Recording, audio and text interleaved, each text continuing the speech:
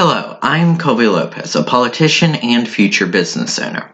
I am starting a monthly series of videos where I recap major news stories and share my opinions on them. This is the July 2019 version of that video.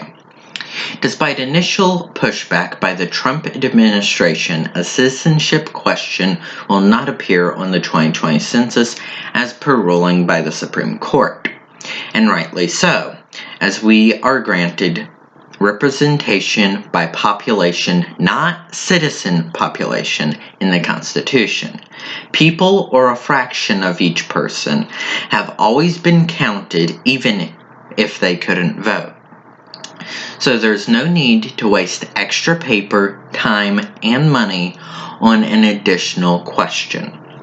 Some news agencies reported that in a test of the census that the citizenship question still appeared, but due to the timing of the test, I could see that it may have been created before the back and forth stopped.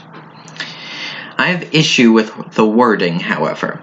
The possible answers to whether you are a U.S. citizen are the following. Yes, born in the United States. Yes, born in Puerto Rico, Guam, the U.S. Virgin Islands, or Northern Mariana Islands. Yes, U.S. citizen by naturalization. No, not a U.S. citizen. I'm sorry, but Puerto Rico is the United States. Guam is the United States. The U.S. Virgin Islands are the United States. The Northern Mariana Islands are the United States. And Congress get around to giving the people of American Samoa citizenship already. The second story is about tensions with Iran. After pulling out of the nuclear deal that Iran was following by saying that it wasn't, more and more back and forth has led to Iran breaching the nuclear deal, which was technically still in place despite the United States' withdrawal, meaning that the breach was inevitable. This led to the United States shooting an Iranian drone down and Iran seizing two ships. One was British and another was Liberian. As more piles on, I wouldn't be surprised if we go to a war with Iran, which has about the 8th largest military in the world out of nearly 200 countries. Such a war would likely have every Sunni Muslim nation join the United States and every Shia Muslim nation join Iran in addition to other enemies of the United States. It is nowhere near exaggeration to see a possible World War III based in the Middle East if this happens. The next story after that is Trump's July 4th celebration. I think it's actually perfectly fine and should be a tradition for the president to plan a 4th of July celebration. I'm fine with my tax money going to celebrate our country, but let the tanks and military equipment not be there. I appreciate U.S. soldiers and many things the military does. However, July 4th is not a celebration of street smarts. It's a book smarts type of celebration. We aren't celebrating a military victory or military achievements. We are celebrating the Declaration of Independence, a document. Patriotism is far more than our amazing and wonderful military. It's celebrating the minds who worded and wrote the document that led to the rest. We needed street smarts to get our independence, but it took book smarts first.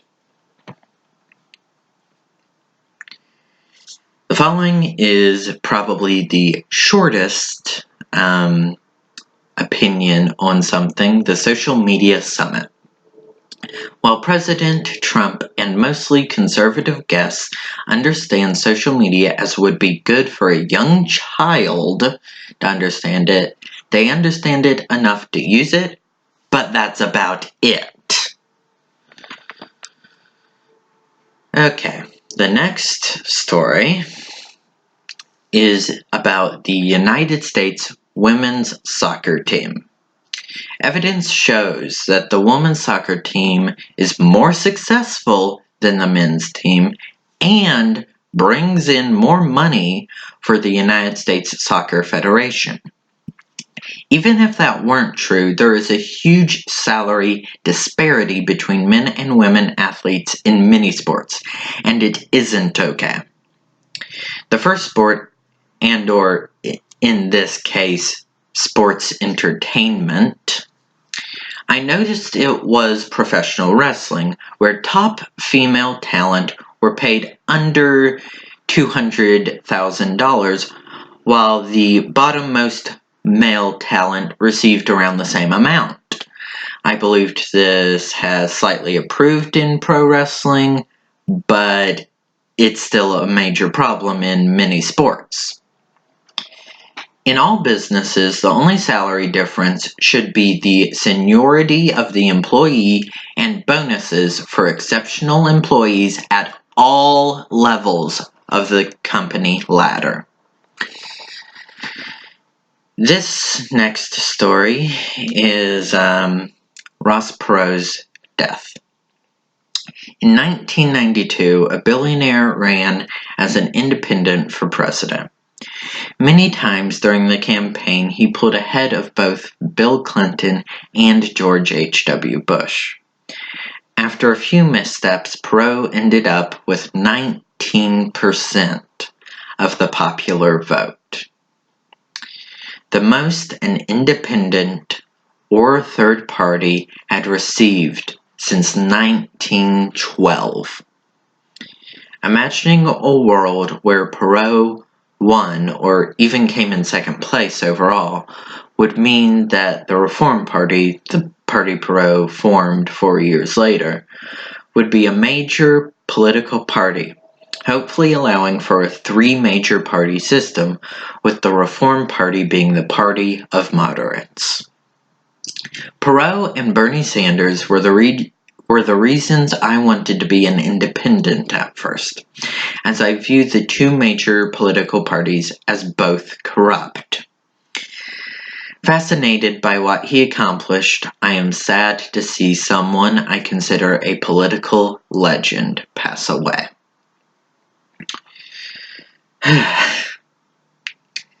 Wow. The next story is that the West Virginia State Treasurer will be running for a 7th term.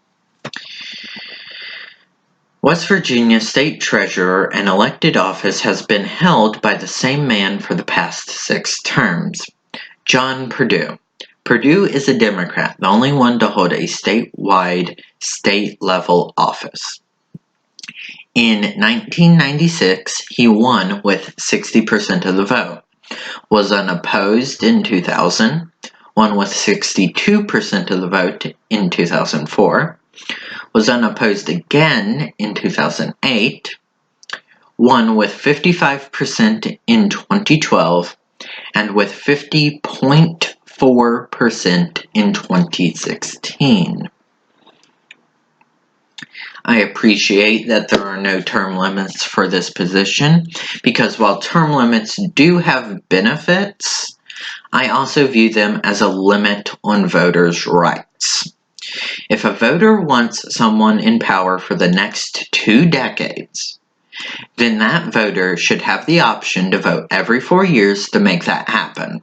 However, if that official doesn't like being challenged or isn't challenged in most of those elections, then they don't deserve to stay in power. Perdue, I assume, will lose in 2020 due to how close the previous election was, and that he is being challenged by a potentially strong candidate.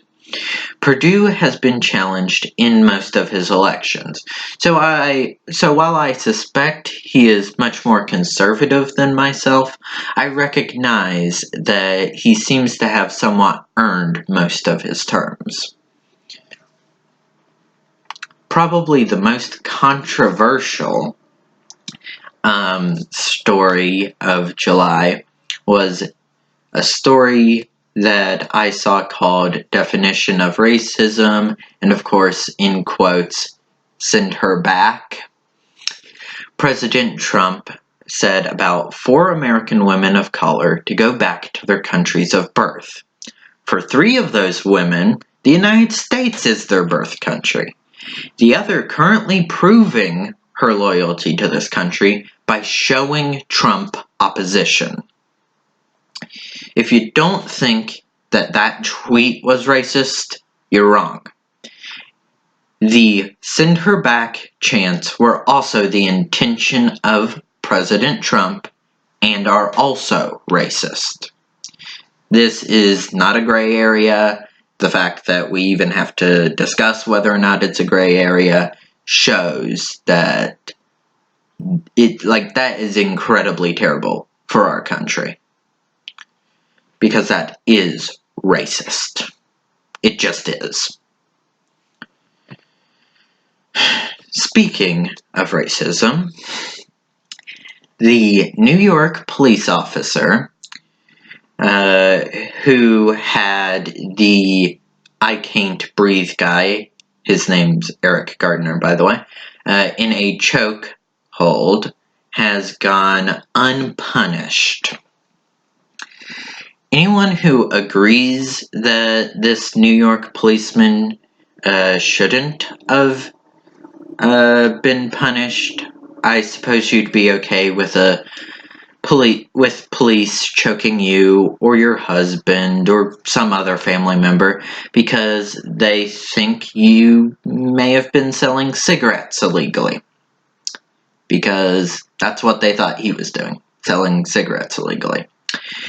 After trying to tell the police you can't breathe 11 times, you pass out and die for maybe, like they did not know for sure here, selling cigarettes illegally and wanting a chance to explain.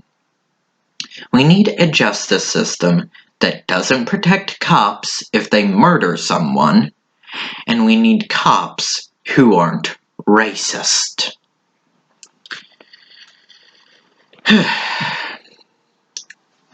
The next story is a bit lighter, luckily.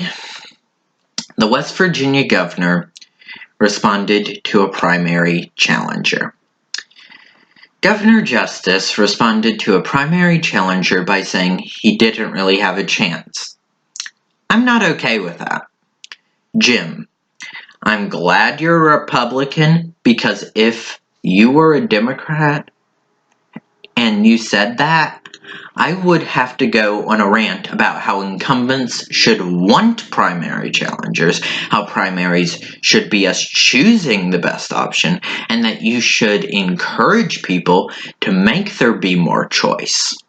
I don't care if it seems like this challenger has no chance of defeating you, and that you may have some bad blood with him. Don't play nice and be mean, but give voters the respect. It is a voter's right to have a choice on who to elect and who to vote for regardless of their chances. Puerto Rico's Chatgate. Puerto Rico's governor was forced to resign after private chats of his were released. In these, he called a former speaker of the New York City City Council, the Spanish word for a whore, and called the San Juan mayor who is running for governor either off her meds or the Spanish abbreviation for son/daughter of a bitch. Obviously, he shouldn't have made these comments, especially not to other officials. In an article, I saw it called the governor a Democrat, which is interesting because even though Puerto Rico is the United States, their political parties are different. So while nationally he is a Democrat, his more important political position is that to the Puerto Rico's New Progressive Party, which is the largest party in Puerto Rico, which supports Puerto Rico statehood with members split Democrat and Republican nationally. The New Progressives hold 21 out of 30 territorial Senate seats and 34 out of 51 territorial House seats. They also hold 33 out of the 78 mayors on the island being of that party. The second largest political party in Puerto Rico is the Popular Democratic Party, who supports the current status of Puerto Rico and whose members mostly affiliate with the Democrats nationally. They hold 7 out of 30 territorial Senate seats, 16 out of 51 territorial House seats, and 45 out of 78 mayors on the island. The third largest political party in Puerto Rico is the Puerto Rico Independence Party, who wants Puerto Rico to be independent, so they probably don't really care which party they belong to nationally, if any. They have 1 seat in both the territorial Senate and House, with the remaining seats being vacant or held by independents.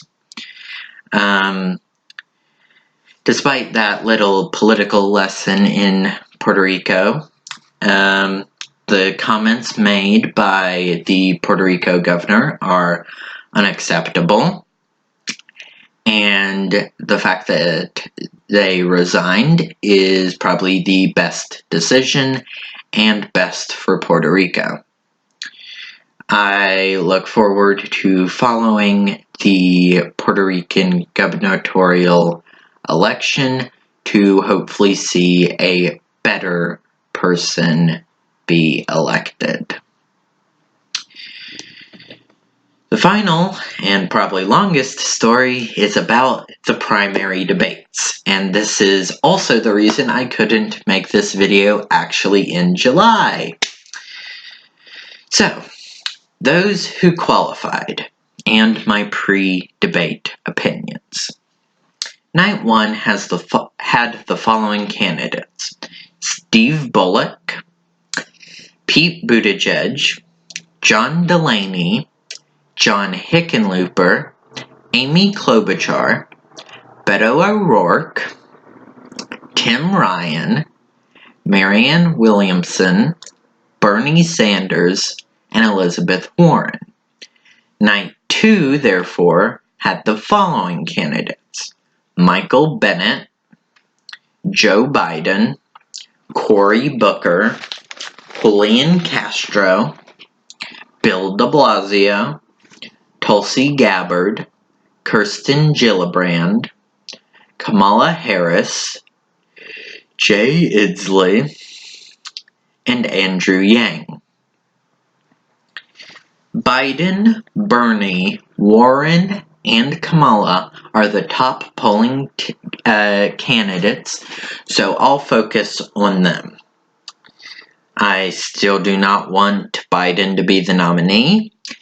He won't be staying above the fray this time around, so that is a good sign for the people who want a chance at defeating Donald Trump in this election. What has happened is he was pulled down and forced into the fray. No amount of positive spins should convince anyone otherwise.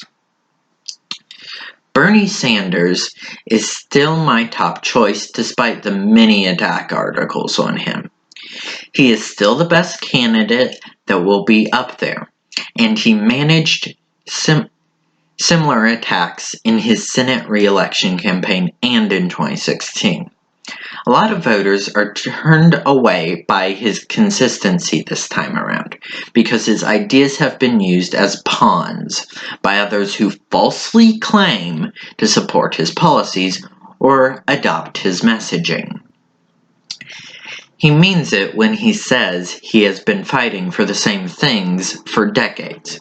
There are plenty of clips of Bernie saying exactly word for word, though with updated stats, what he says today from decades ago. Elizabeth Warren.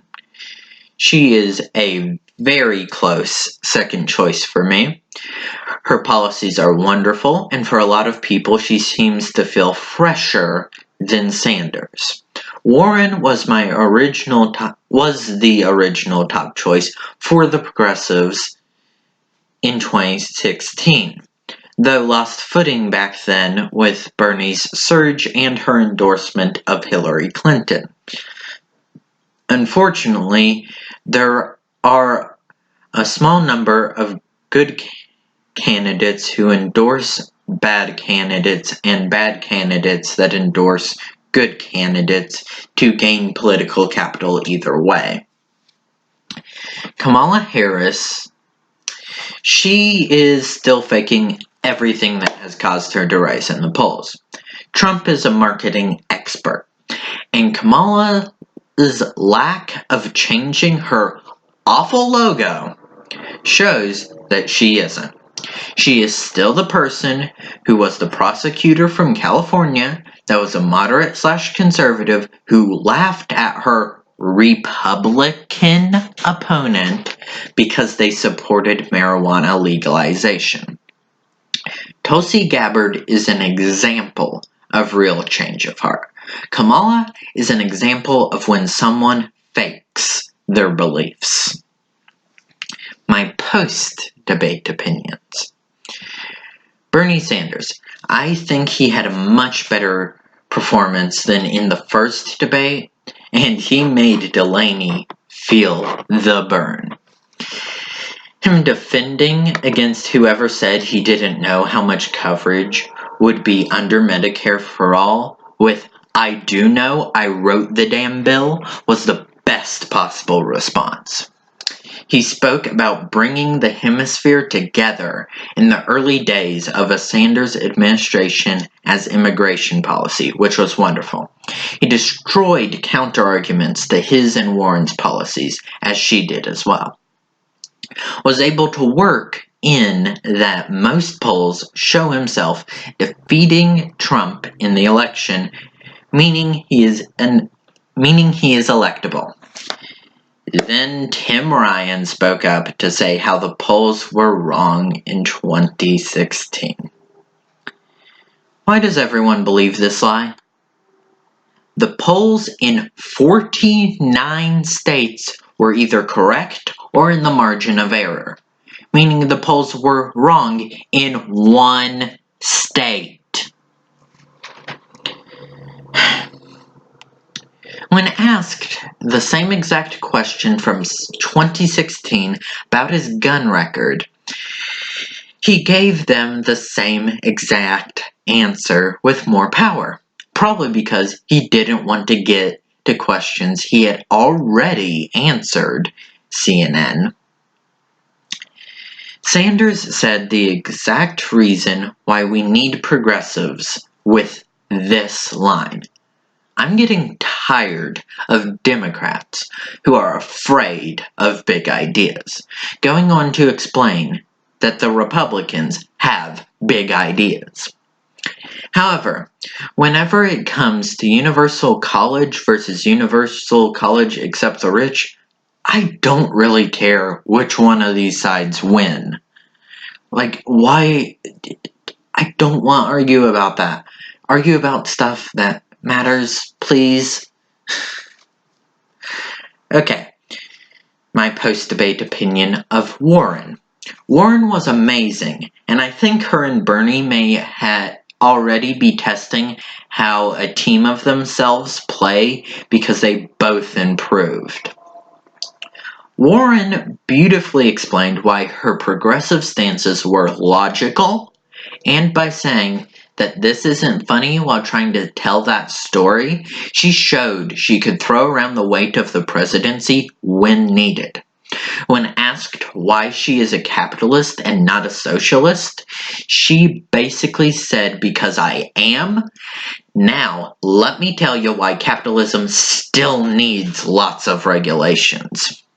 Warren pointed out when Republican talking points were thrown out to highlight why Democrats who are moderate and conservative lose even if they win the election, pointing out Delaney's terrible performance with saying she doesn't understand why someone would go through the trouble of running for president just to say what we can't do was wonderful.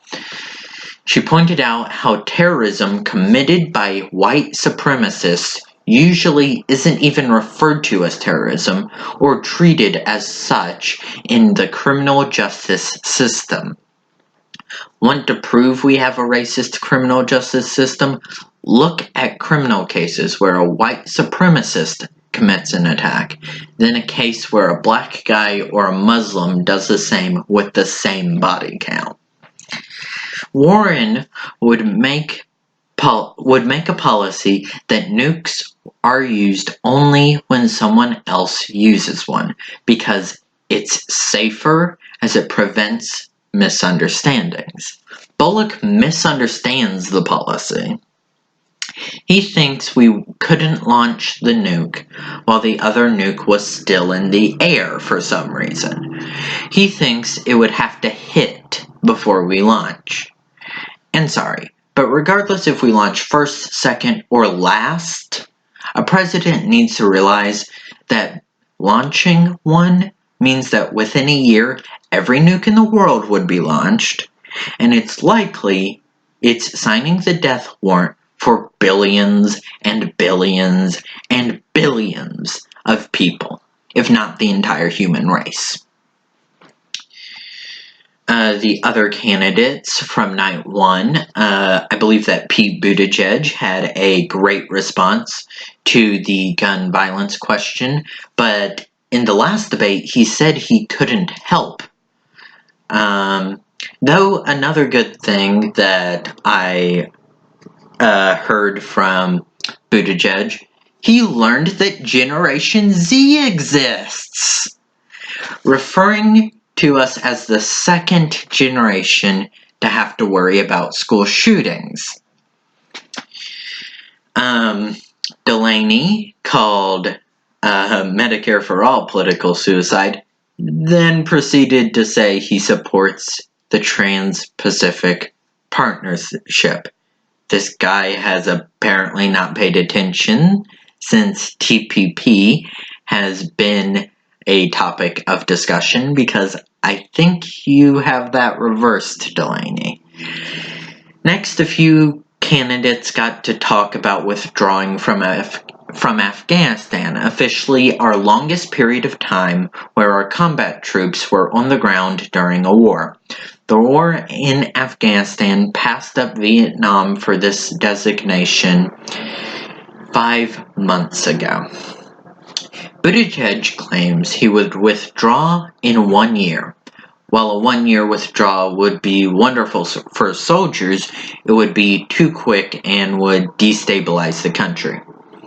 Hickenlooper said he would keep troops there after his first term for humanitarian purposes.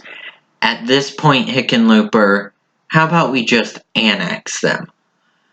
At that point, because that would have been over 23 years, we'd effectively be treating them as another state at that point, Hickenlooper, like, seriously.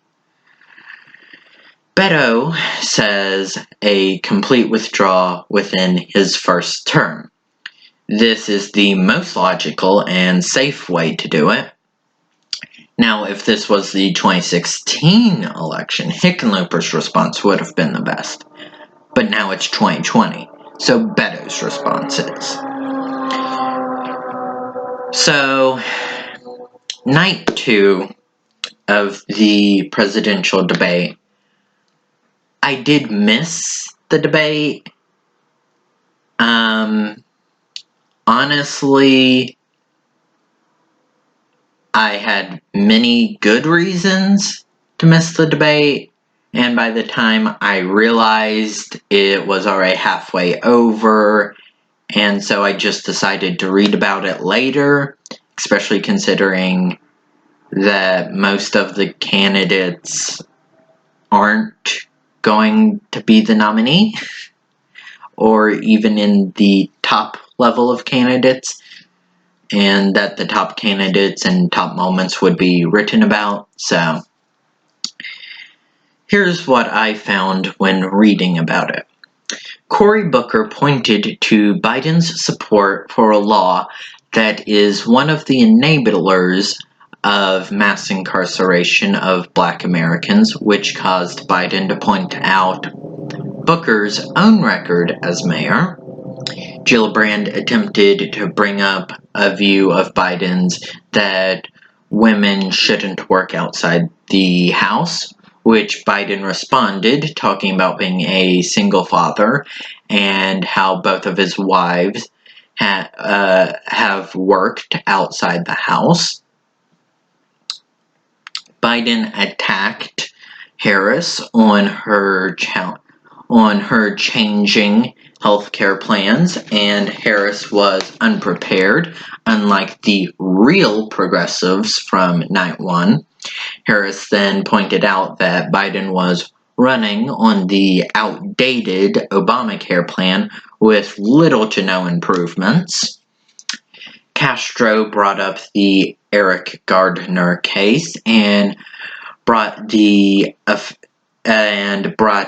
effective police immunity up in the debate. When asked, de Blasio mentioned that the city's hands were tied in the case, and that while the Trump administration won't pursue charges, that the Obama administration also led to many delays. De Blasio deserves some blame, but honestly, yeah, Obama does too. Gillibrand apparently told exactly why the black candidate isn't always the best candidate for civil rights, but the candidate willing to stand up is the best candidate. She explained that as a white woman, she had to educate others about the challenges of the disadvantaged and defend them. A powerful statement, with 2 black senators, a Hispanic former cabinet secretary, an Asian American businessman, and Samoan American congresswoman on the stage. Candidates attacked the C to C+ president that was President Obama. I give him this ranking because Obamacare was a step in the right direction, but wasn't even a compromise, but a Republican idea. Being the first African American president certainly breaks a lot of barriers, but he did struggle to combat racism in the beginning of his term, as he considered too much the political side of the issues instead of just speaking the truth. Obama did, however, get better as he dropped this act toward the end of his term. Obama did deport more immigrants than ever before, many of which were not criminals. It's okay to criticize Obama, because unlike the narrative, he's not an A+ president. One day, Obamacare will become universal health care and become less well known until taught in school. One day, there will be a full Mount Rushmore of black presidents, and the ones afraid to take on racism will be who are unafraid to take on racism will be more well known. One day, we won't deport innocent, non-violent people, and kids will look at the presidents directly before that happens and wonder why they didn't stop it instead. You will be appreciated for supporting gay marriage by those alive today, but one day kids will be shocked that there was a time it wasn't okay, and then learn how it was the Supreme Court who changed it. Biden responded horribly to Castro's immigration policy, which hopefully means more drops in the polls for Biden. Biden then had his half-hearted climate change plan brought up, which is too late. I would like to give a special and sarcastic thanks to the fossil fuel companies who hid the climate change research from the public for a long time, and your efforts to ensure that future generations are screwed over. Perhaps the reason so many of us have depression and do stupid things is because we realize we don't get the Earth as long as you, if we don't fix the problems you caused quickly. The house is on fire, and people who are even half-hearted about it are the flamethrowers.